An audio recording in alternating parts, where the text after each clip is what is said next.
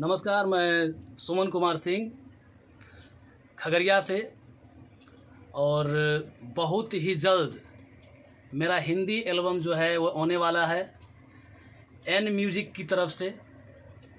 और ख़ास करके यहाँ से मेरा रिश्ता जो है लगभग 13 साल से है और ये रिश्ता बरकरार ही रहेगा, क्योंकि यह रिश्ते के बीच में सिर्फ़ हमारी जो है काम का जो है सिलसिला नहीं है।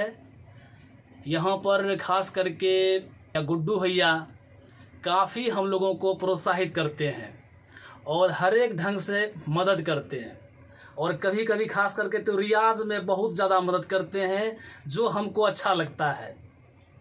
और मेरे साथ साथ हम चाहते हैं कि जो भी नए सिंगर हैं, जो नए हैं, वो एक बार ज़रूर यहाँ पर आकर के ख़ास करके नैनो स्टूडियो से संपर्क ज़रूर करें।